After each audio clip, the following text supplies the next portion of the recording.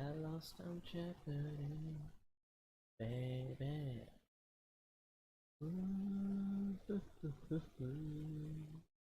I lost on Jeopardy, baby.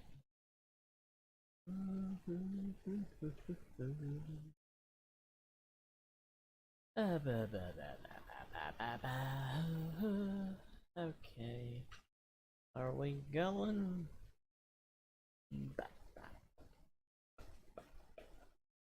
Let's see here. Okay. And close that. This going through. That's going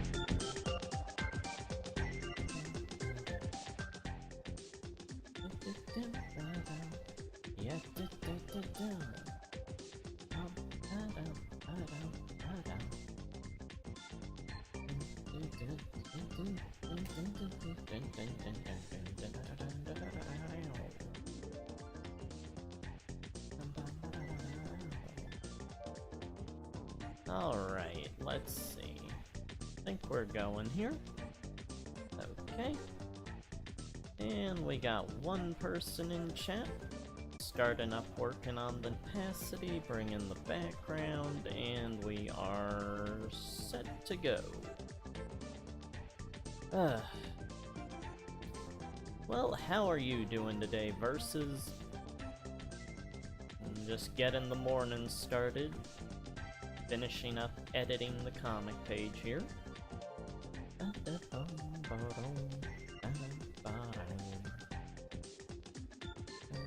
Winter or snow level music is always so relaxing to me. This track comes from Bomberman 64.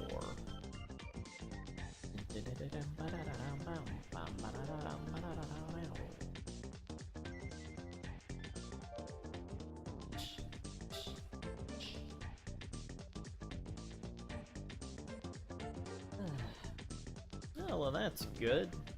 Hopefully you're having a relaxing Saturday then. Guess it's mostly been okay over here. Just started off the morning making breakfast and getting Grandma her stuff, so... Oh, yeah. No. Bomberman 64 always has pretty fun tracks to listen to.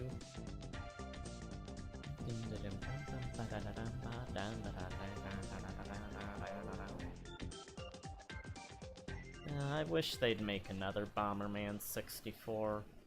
I wouldn't care that it's not on the 64 anymore, I just need Bomberman 64, the third offense.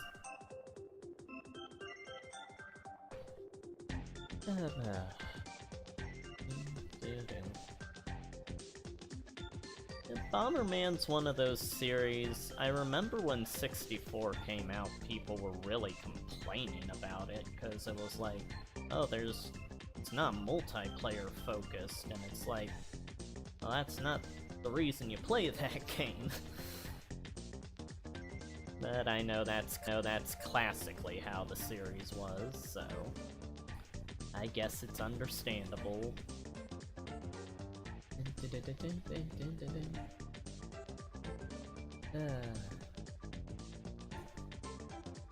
Well, yeah, it gets pretty trying out here in Ohio at times. And yeah, Mech's being his usual annoyed self here. Guess I'll raise the opacity so you can see. And there, he's trying to get Tesley, trying to see if there's a character she'll mess up on the backstory on, and obviously she knows everything. And she's annoyed and goes into that champion's backstory. And it's all this stuff about the freaks and all this old, actually... Well, this is, I guess, important backstory stuff for, like, their world. But with the reader just reading it, this could come off as her just reciting the wacky backgrounds to what typically happens with characters in this universe, but no, it gets into things about something King Shadow attempted back in the 2000s and stuff. Yeah, that was an adventure I had planned as sort of a tournament type game. And that's where the Shadow tournaments originally came from. Yellow Ballier, everybody's here today. Yeah, we're just listening to some Bomberman music and doing the blacks on the new comic page here. Connection seems to be working for now. Hopefully it stays that way.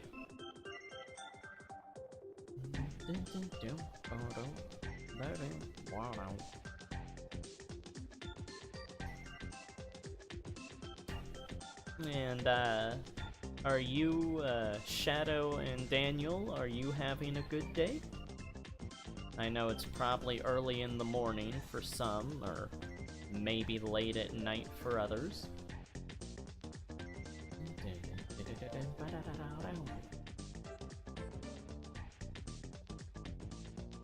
Yeah, years ago I actually made, like, an extended version of this track before, like, I put it up on YouTube, and I think it was, like, the only extended video you could find of the track. Over time, though, it became irrelevant because everyone eventually extended every song in existence, so it doesn't mean anything now, but it was kinda neat to have that as sort of the definitive extended version of this song.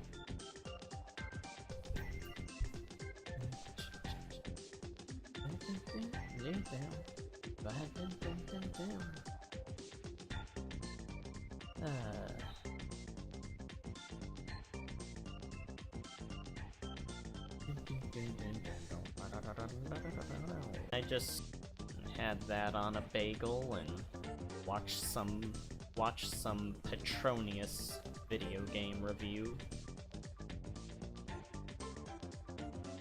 Well, what kind of character have you thought up, Daniel?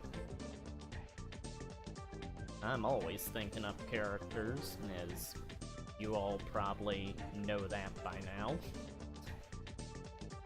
There is not a moment that goes by that I am not thinking of something to create.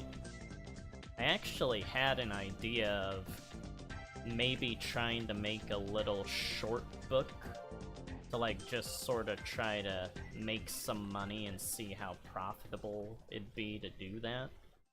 But I'm not sure what I'd do it about.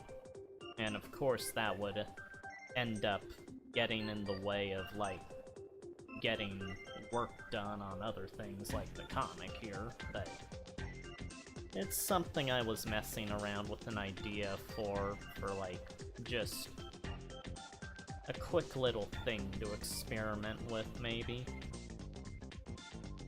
Not sure if I'll actually do it, but just some option I was thinking about. Oh yeah, I've been watching Petronius for years now. Kinda sad, cause he took down, or he didn't take down, but he, like, privatized his older videos that are, like, the more wacky Ed, Edd and Eddy sound effect ones.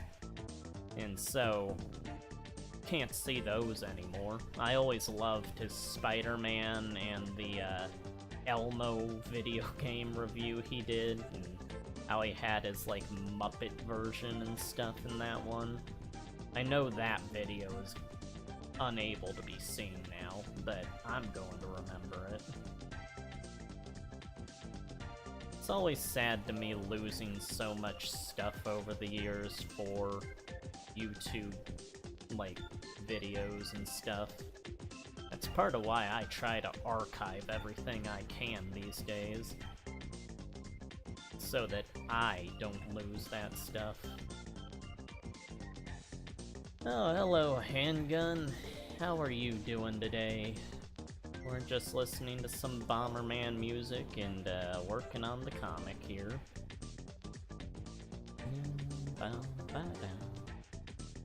Yeah, Tesley rattling off more backstory for the characters that there are statues of on the island the tournament takes place on.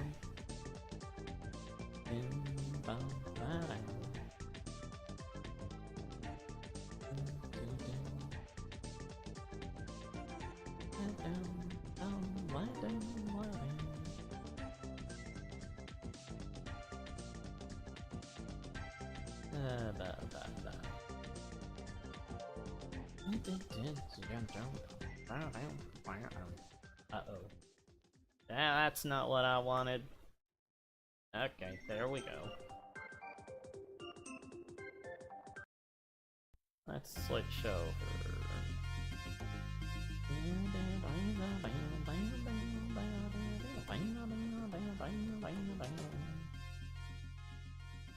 The best bonus music ever made.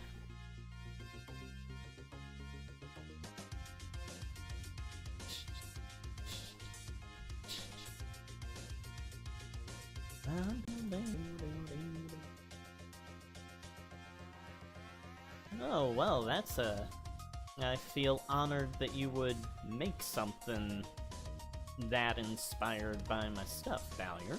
It's always neat to see people create things of your stuff. And I'm sure there would be a place in their world for a horror film type of character. This is a world full of monsters and mummies and vampires and stuff, alongside the normal human-looking people and mechanical people and everything.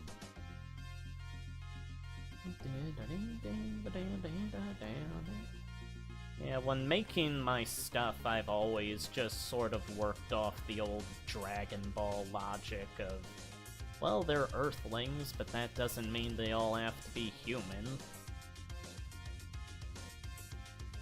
Oh no, I'm more rested than yesterday, but I'm always tired versus. I'm always pretty sleep deprived, it feels like.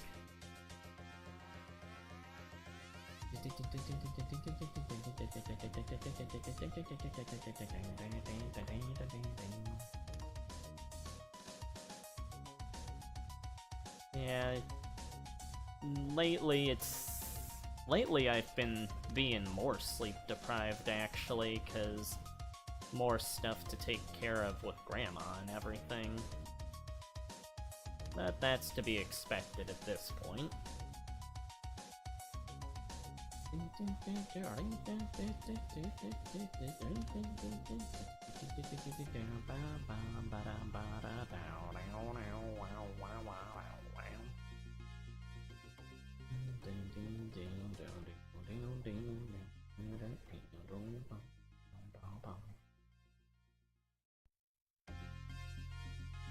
Oh, you can give whatever details you want, Daniel, it's fine. I have seen so many details from different people I've talked to about commissions and everything. I am sure whatever you have is not going to be an overload of information for me.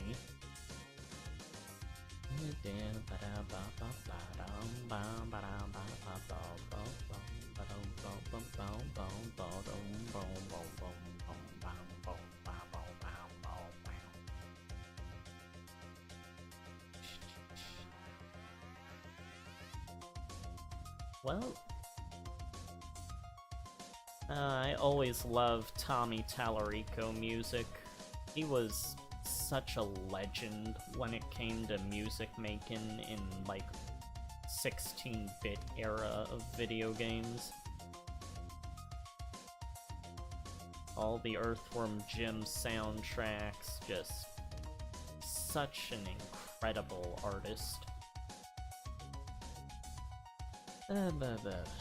think he also did some of the stuff for the Sega version of Aladdin, which is the preferable version of the game to me. That animation is incredible.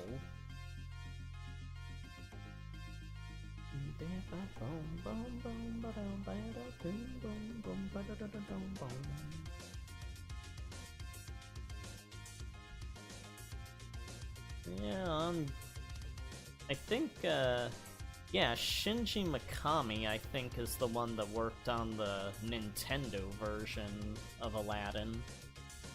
And he, from what I remember, he said he liked the Sega version more.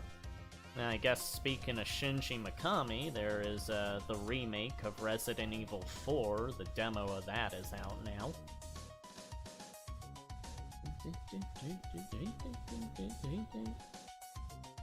Don't think he has anything to do with it, though.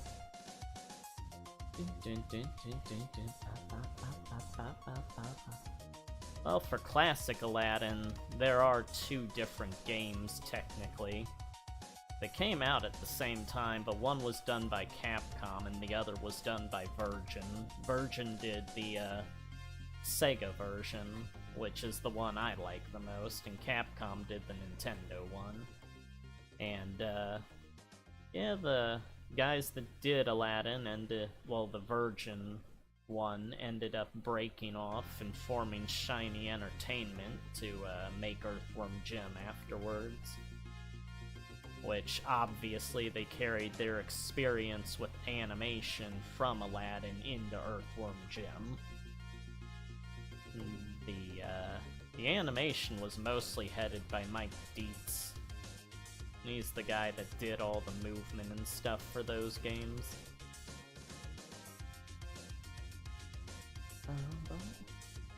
Yeah, Toy Story 2 on the PS1's always a great game. I remember I'd get up to the level back when we rented it from Blockbuster where, I think it was like an alleyway that Buzz was in, and there was this pool with a giant rubber duck and stuff, and I don't think I could get past that point back when we rented it, but I always loved playing it.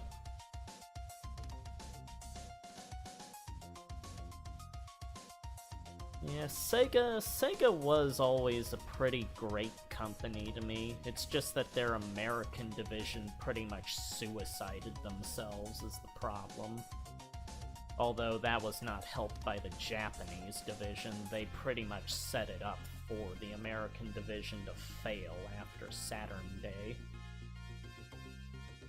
Yeah, it was Tom Kalinske was the first American president for it. And he was great, but he got a bit intimidated by the PlayStation coming out and announced that Sega would be launching the Saturn early, which caught all the people making games off guard, and no one wanted to make games with them because of that.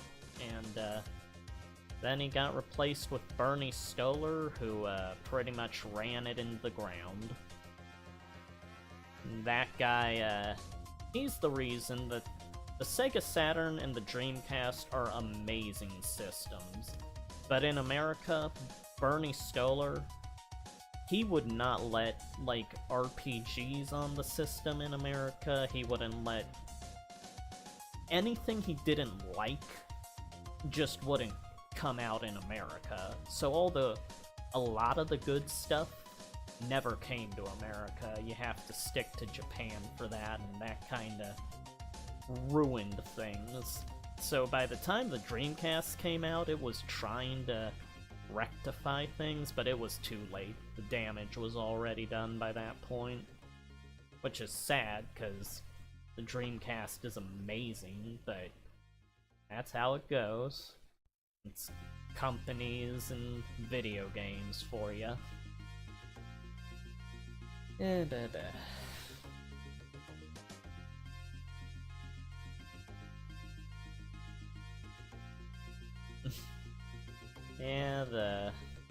the stuff that video game companies do, they are always fucking up everything.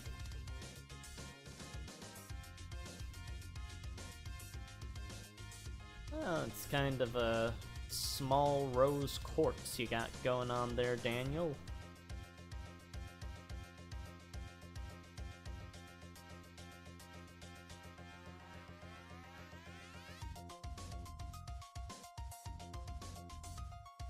Yeah, there were a lot of odd ones on the Dreamcast, but that's part of what made it so fun. Then, of course, you got the Sonic Adventures, and those are always a great time. Although in the Sonic Adventure 2 battle, well, the GameCube versions of the adventure games, they were, like, better in some areas and worse in others. I know in Adventure 2 Battle, it looks worse at parts, but that's because certain effects that they did on screen were on the wrong layer in the GameCube version, so they're, like, still there, but they're, like, inside the ground or in walls where you can't see the effects actually happening. So it's like, it makes it look incomplete at parts if you're comparing it to the Dreamcast version.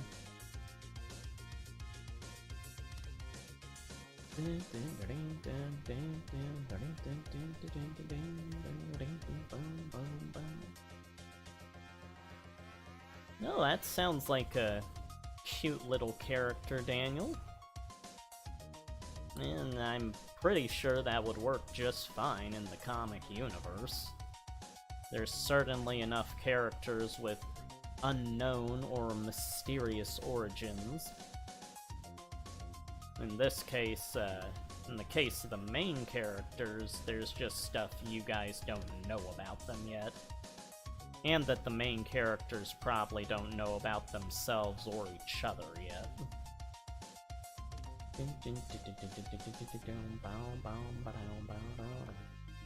Well, Sonic Heroes is it was always an odd one.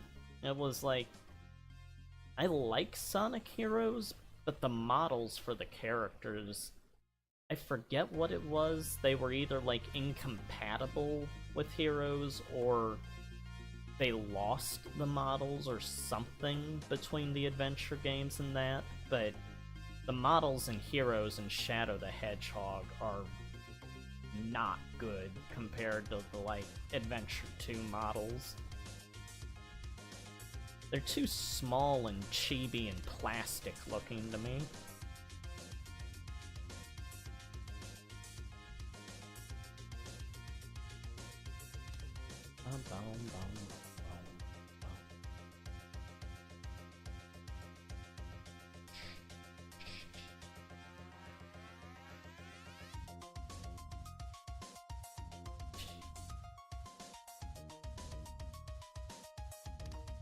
Well, that's kind of like Miss Marvel there, Bowyer, with the enlarging body part thing. Oh, well, I hope you have a good day, Handgun. Thank you for joining, and I'm sure I'll see you later. Enjoy your Resident Evil 4.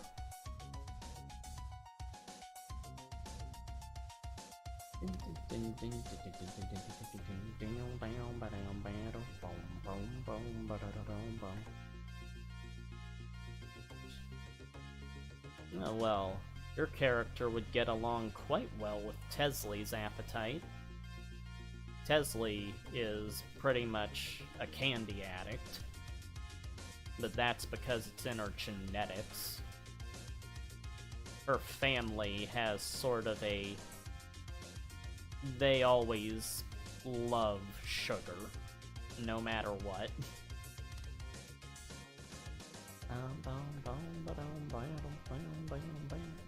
I think diabetes is eliminated by the point of, the comics take place in. Although, Tesley's family never got diabetes. Like, they were incapable of getting diabetes, because if they were able to, her ancestors would have, like, gone extinct with how much sugar they had.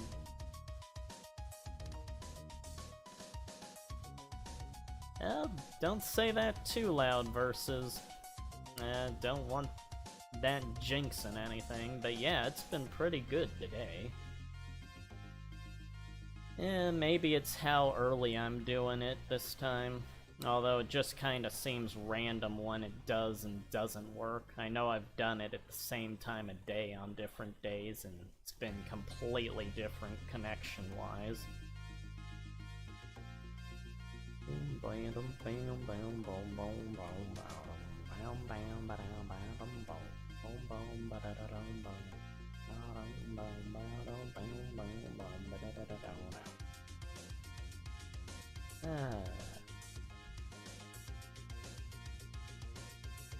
Yeah, it'd be nice if we had the connection like this every time. Wouldn't have to worry about making multiple ones and things getting disconnected constantly, the voice cutting out. That is so annoying to look back through these, cause like, when I'm talking, obviously I'm not seeing any, like, disconnect in my voice, cause I'm just talking. But afterwards, when I go back sometimes, it's like, oh, they couldn't hear me say this, or, oh, so that's why no one was saying anything about what I said, and it'd just be nice to have some sort of consistency with this.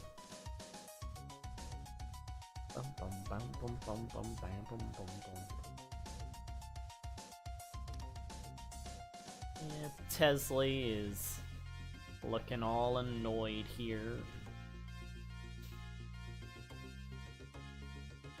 People always say I do great expressions and stuff, and I guess they're okay. And me, they're just how I draw, so it's kinda just normal to me.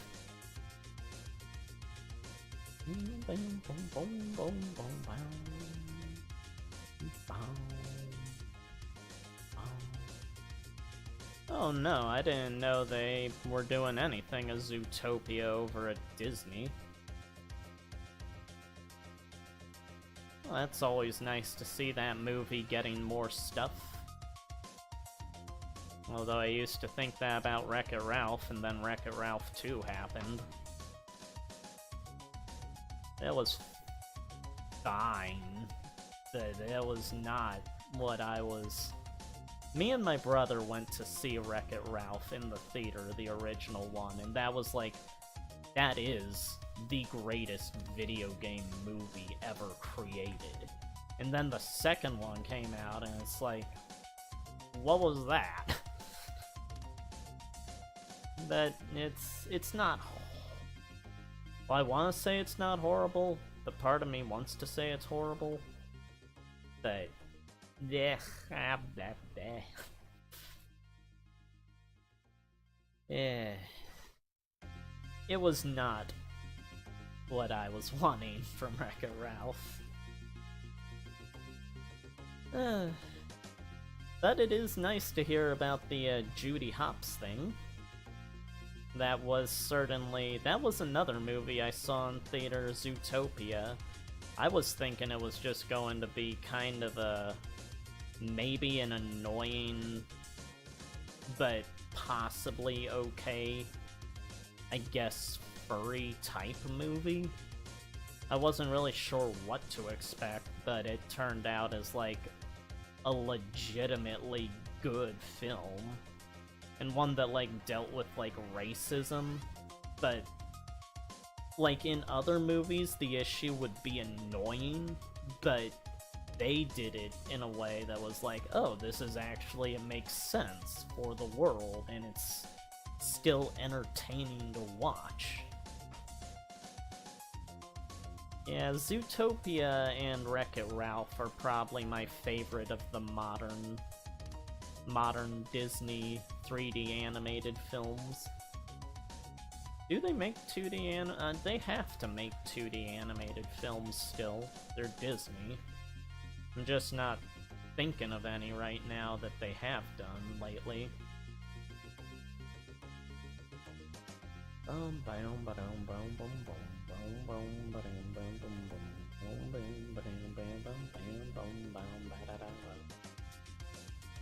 Well, you got quite a bit of an extensive description and bio planned out for the character, Daniel.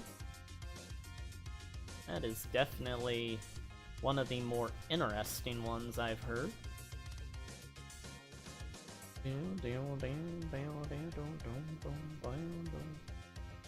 I don't expect Disney to do anything that's, like, sensible, Shadow. It's, they're a company that, when they let the creators do what they want, that's when, like, the good stuff happens.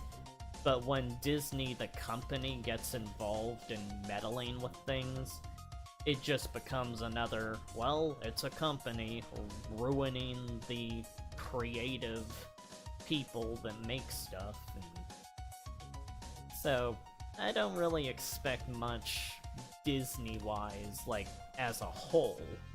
But when they get certain creators doing stuff, that's when I get more invested in what's going on. Because it's like, if you have just a Cartoon Network show where they're experimenting on some new thing, it's like, okay, this could be alright, but more likely it's just going to play it safe by what their charts are saying and stuff, and it'll probably not be the best. But if you have, like, Craig McCracken or Gendy Tartakovsky on the project, it's like, okay, I'm gonna get my popcorn and my soda, and let's see what they got here. Mouth getting dry. Yeah. Alright. Had a drink here.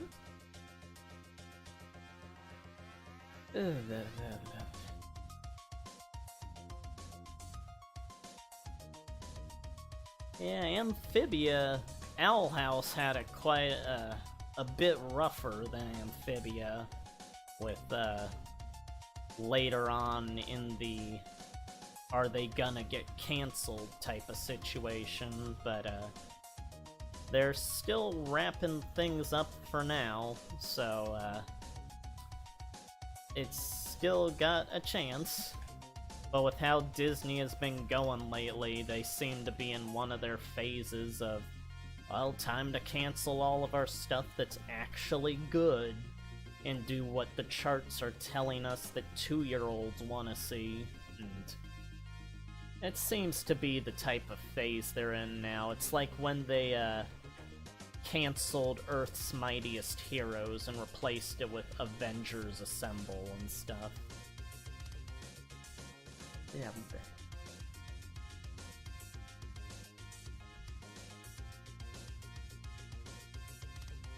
I'm taking the headphones. Just checking on something here.